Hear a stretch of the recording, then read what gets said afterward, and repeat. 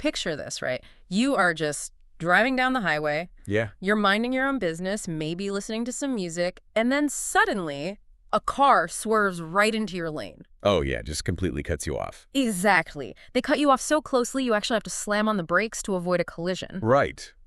So think about what happens in your physical body in that exact split second. I mean, it is a total physiological takeover. Yeah.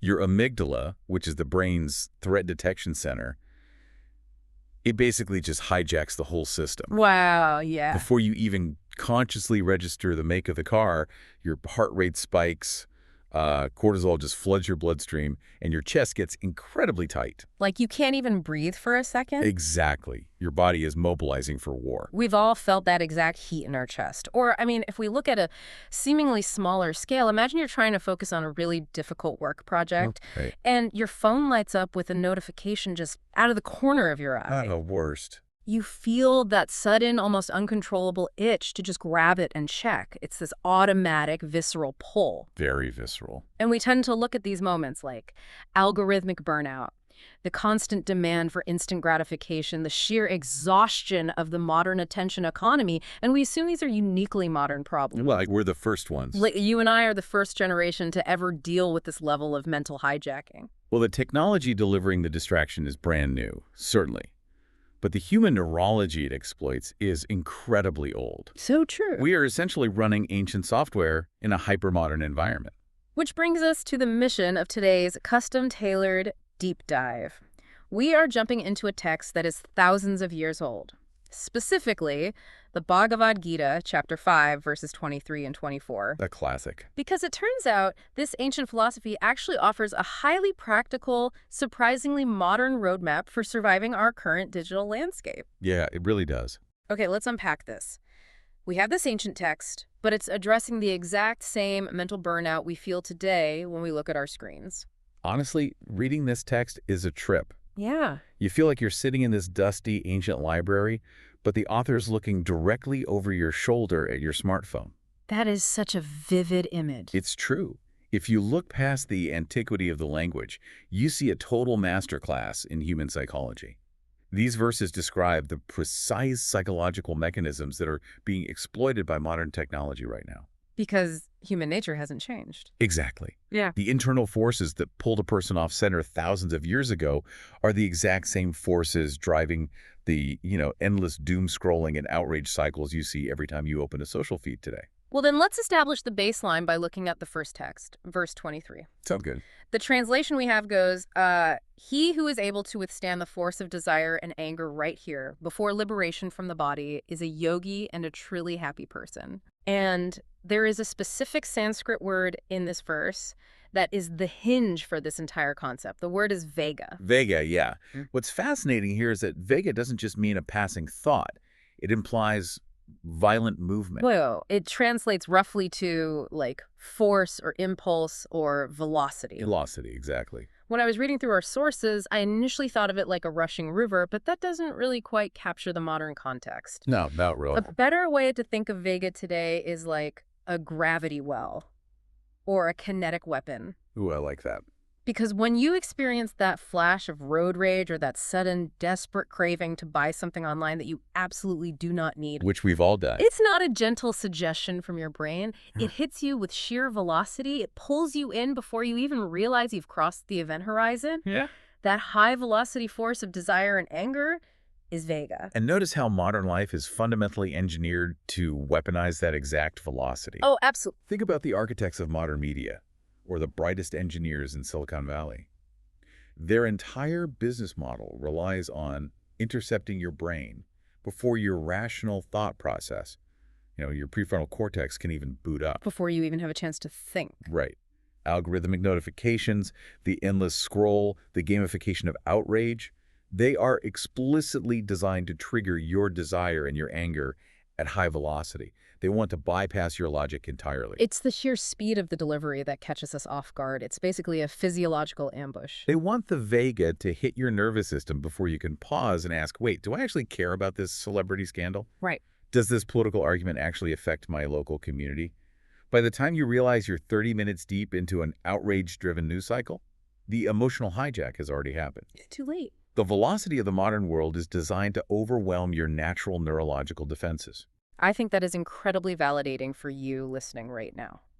If you ever feel completely swept away by the news cycle, or you look up from a doom scrolling session and wonder where the last hour of your life just went, And we all do. it is not a lack of personal willpower, it is a collision. You are experiencing a collision between ancient human vega, your hardwired impulses, and multi-billion-dollar modern engineering designed specifically to exploit it.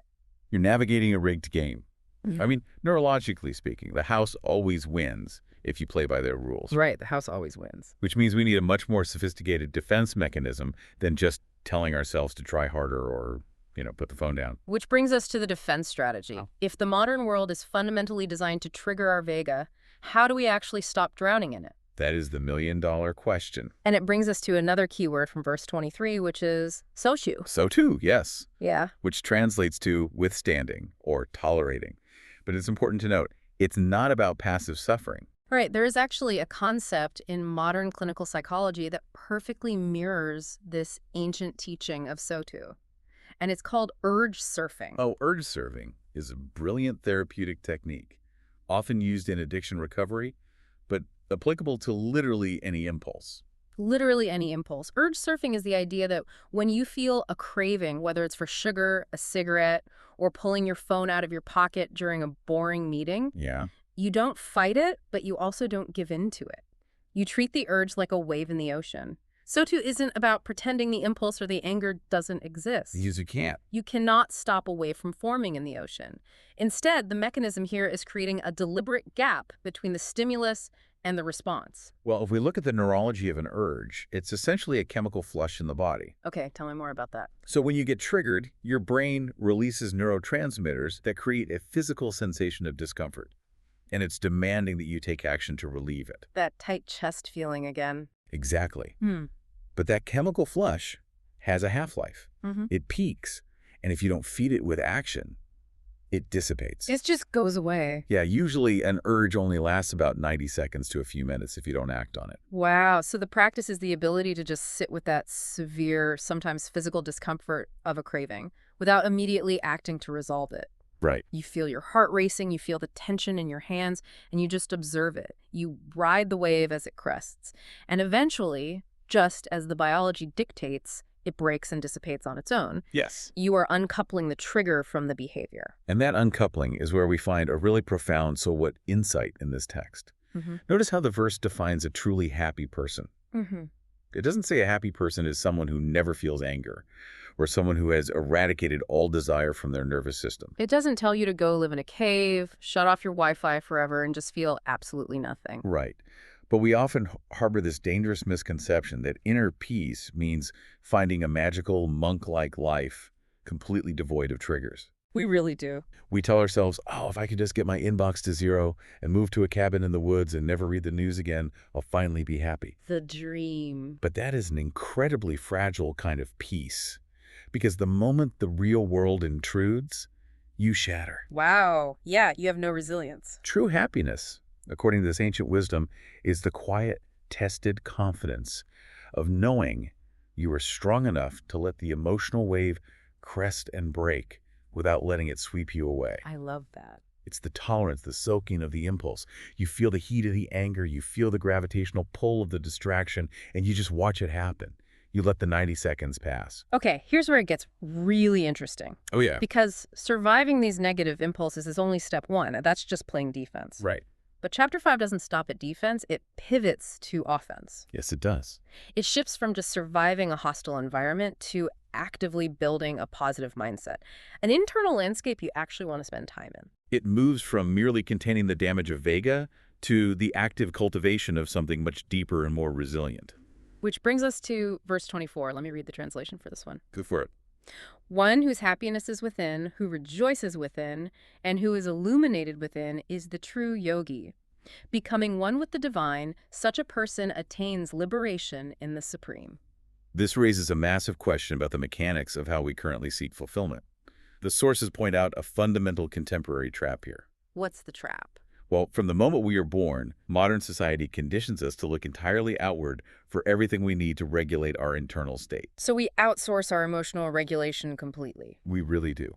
We seek our happiness from external praise, the number of likes on a post, or hitting a specific, culturally approved career milestone. Yeah, checking the boxes. Right.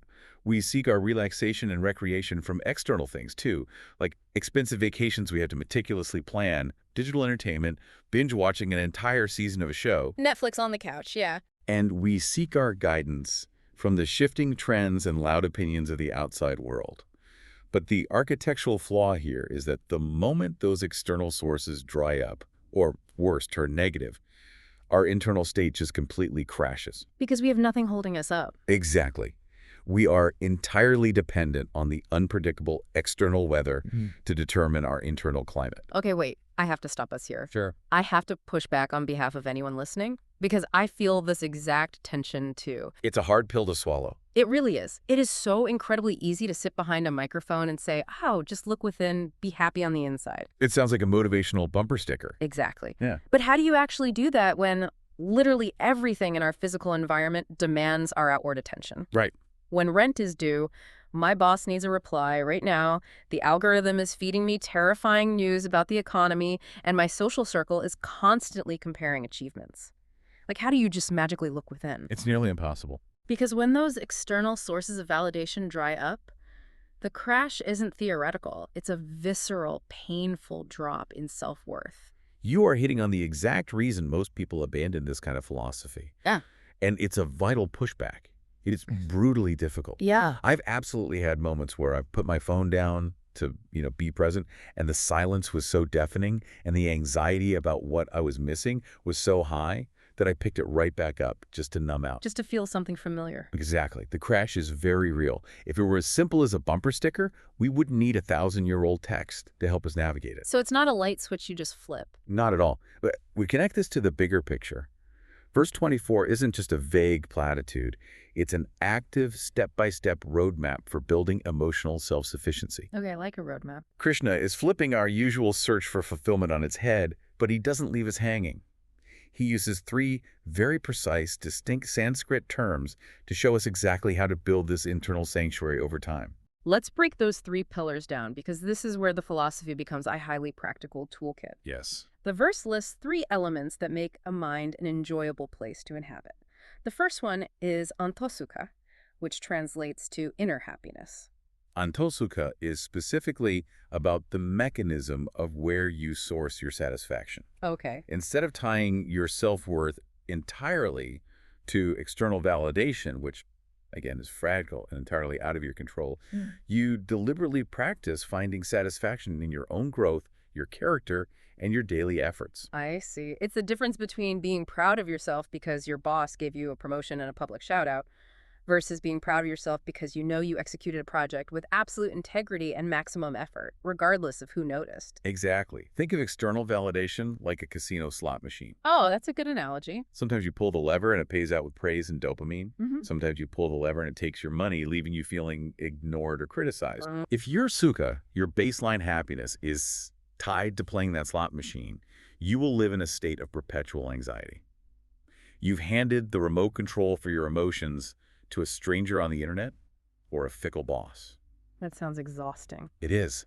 Cultivating antosukha means you stop playing the game. You own the casino. You are generating the satisfaction based on metrics you actually control. Things like your effort, your resilience, your kindness to others. And that leads directly into a causal shift for the second pillar, which honestly might be my favorite concept in this entire deep dive. Oh, yeah. Yeah, it's antarama. It translates to inner peace or inner recreation. I just absolutely love this framing of the mind as a recreational space. Inner recreation is a really profound way to look at it. Usually when we are mentally exhausted from work or life, we think we need to actively consume something to relax. Right. I need to turn on a streaming service, scroll through a feed, have a drink, go out to a restaurant. We've been trained to view recreation strictly as an external consumption activity. Always outward. But antarama is the ability to find profound rest within your own being without needing constant external distraction. It's treating your own mind like a garden you actually want to sit in. And we have to acknowledge why this is terrifying for modern people. Very terrifying. If you take away someone's phone and put them in a quiet room for 10 minutes, for many, it's torture. They'd lose their minds. Their baseline dopamine levels are so skewed by constant stimulation that silence feels like an attack. Their mind is not a place of recreation. It's a chaotic room filled with unexamined anxiety and stress. Because we never spend any time cleaning that room, we just keep bringing more noisy toys into it. Exactly. Cultivating antarama means doing the unglamorous work to reset that baseline. Which takes time. It happens through quiet reflection, through journaling, through meditation, just through the simple, often uncomfortable act of unplugging on a regular basis to process your own thoughts. Yeah, facing the silence. You have to sit through the initial withdrawal of external dopamine to clear out the mental clutter. You are actively renovating your inner space so that when you retreat into it at the end of a hard day, it feels like a sanctuary, not a prison cell you were trapped in. I love that. You are intentionally decorating your mental living room with thoughts and reflections that bring you peace. You're tossing out the junk you don't need, the borrowed anxieties, the phantom arguments, so there's finally room to breathe. But even if you build that beautiful mental sanctuary, you still have to leave your house eventually. Right. You still have to make decisions in a chaotic, unpredictable world.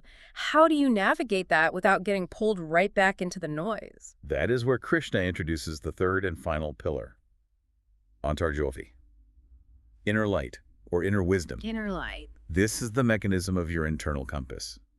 In a hyper-connected, deeply polarized world, we are constantly bombarded with conflicting opinions. Oh, constantly. Every single day, a new consensus emerges, telling you what to care about, what you should be outraged by, what career success looks like, and what constitutes a moral failure. It is deafeningly loud, and it is inherently chaotic. It changes by the hour. What is culturally celebrated on social media on Monday might literally get you canceled on Thursday. Exactly. If you use that as your light source, you'll be running in circles in the dark. And that is the ultimate danger of relying on external light to guide your life choices. Antarjyothi is the rigorous practice of trusting your inner moral compass and your own earned clarity. Okay, give me an example of that. Imagine you are trying to decide whether to quit a highly prestigious, well-paying job that is destroying your health. Right. The outside world, LinkedIn, your peers, maybe even your family, might scream at you to keep climbing the ladder because that is the external metric of success. Right. The external light says stay. But Antarjyothi is the ability to tune out that noise. You don't poll the audience to make a life decision. You anchor yourself in timeless values. You look inward. You consult your own deep-seated principles regarding what constitutes a meaningful life. When you are illuminated from within by your own convictions, the shifting, chaotic shadows of the outside world's opinions don't confuse you. Wow. So, when you put all of this together, you aren't just reading ancient poetry, you are looking at a masterclass in modern resilience. They're really a masterclass. You take control of your inner environment through these three distinct mechanisms. You source your happiness and self-worth from your own character and effort, that's Antasuka. Right. You do the hard work of building a mind that is restful and fun to be in without needing constant digital pacifiers, that's Antarjaroma. Yeah. And you navigate complex life decisions by your own steadfast moral compass, that's Antarjyothi. By building that architecture, you become incredibly resilient to whatever happens in the unpredictable outer world. Stock market can crash. The algorithm can completely change and hide your content. People can unfollow you or criticize you, but your internal sanctuary remains completely intact. It's untouchable. You have effectively neutralized the threat of the external world. Not by controlling it, because you can't, but by rendering it unnecessary for your basic psychological well-being. This has been such an incredible journey today. We started by recognizing the sheer high-velocity gravity well of Vega, the desire and anger that our modern devices and platforms are literally engineered to manipulate. Yes. Then we looked at the tactical defense, mastering the art of urge surfing, or SOHO, where we learn the biological half-life of an impulse and just sit with the discomfort until it breaks like a wave. Let it wash over you.